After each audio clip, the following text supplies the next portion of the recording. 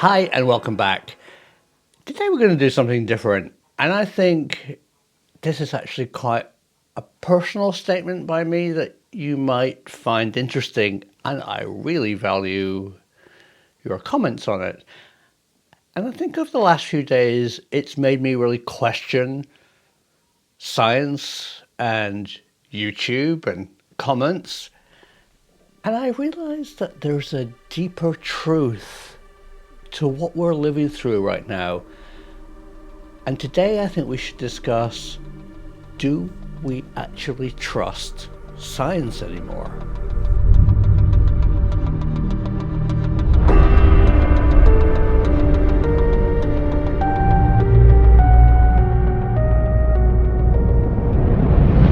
And sadly, I've come to the conclusion that most people don't trust science anymore. But the question is why? And people's issue with climate change sums up this dilemma. Climate change is complicated science, and it's not something you can observe with your own eyes.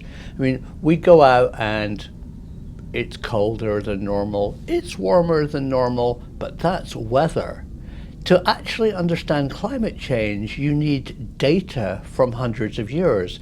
And to do that, you have to trust a scientist. And that's the nub of the matter. If you don't trust the data, if you think they have an agenda, why do you believe climate change? And the fossil fuel companies who are vested interests who don't want us to believe in climate change rubbish the scientists' data. So it makes it very hard for anyone to know what to believe. Do you believe the lying scientists who have a hidden agenda? Or do you believe the fossil fuel companies who don't want you to believe in climate change? So it's very confusing for the average person, and I would like to explore that today. Why did it all go so wrong? When did we stop thinking science was okay, and when did we start thinking that science was lying to us? Well, here's a good example.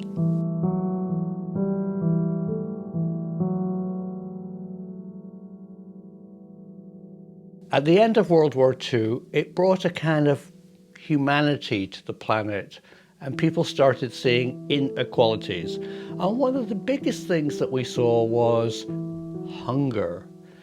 We saw Africa as starving, but we were promised with new science and technology that we could feed the hungry masses.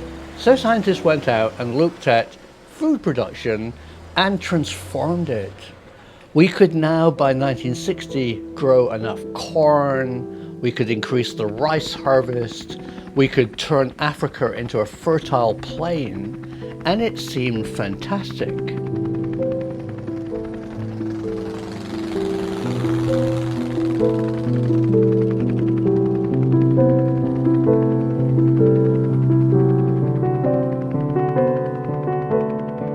Until this book came out. This is Rachel Carson's book, Silent Spring, and I think it was a turning point in our attitudes towards science.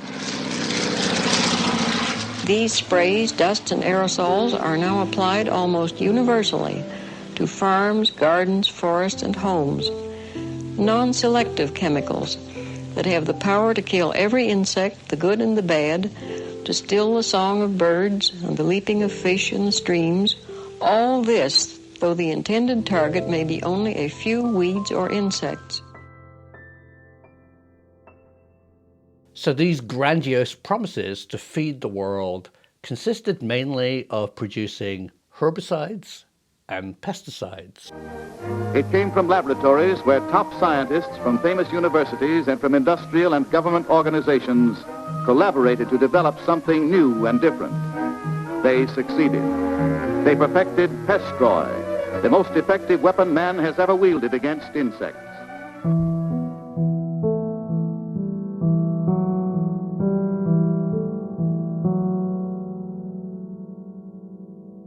And a lot of this science research was done by the people who made the herbicides and the pesticides.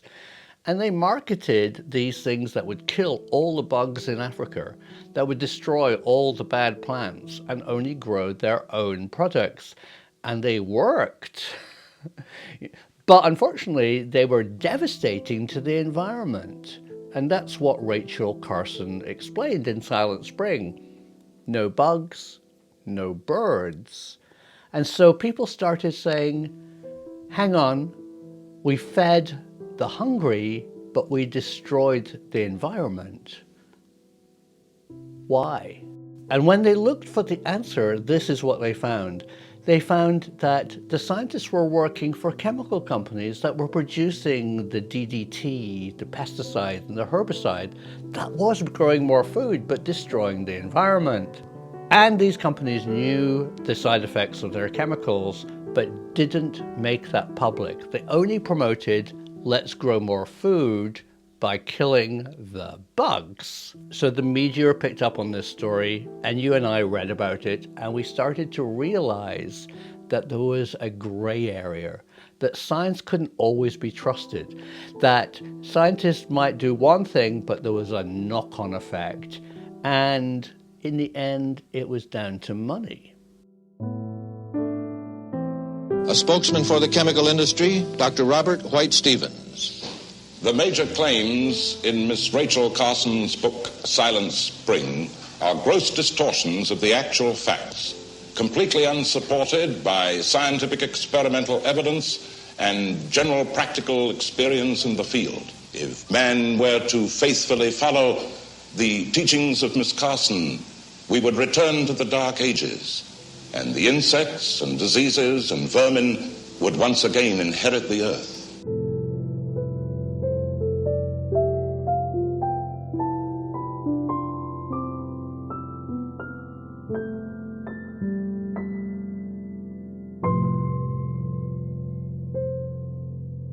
So, on this channel, this is kind of my new direction. I realized that in the last few days, I had a bit of a wake-up call about why are people trying to tell me the earth is flat?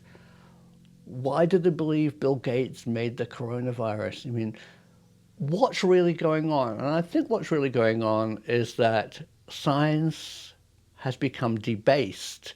People don't understand that scientists put forward a theory, test it, it has to be peer-reviewed, repeatable, and then it's accepted. And then when new evidence comes along, they change it. And I think that's also been used against science. You know, oh yeah, when they come up with the new theories, they just change the old one.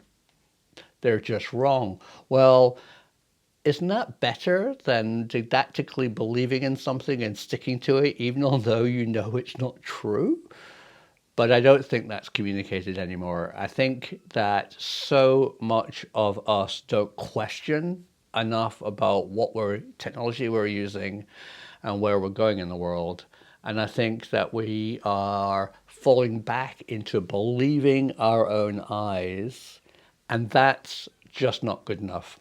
What we need to do is to educate our young, so when they get on an airplane, they understand how it flies, where's the fuel, where does the fuel go after it's burnt, how do the wings produce lift.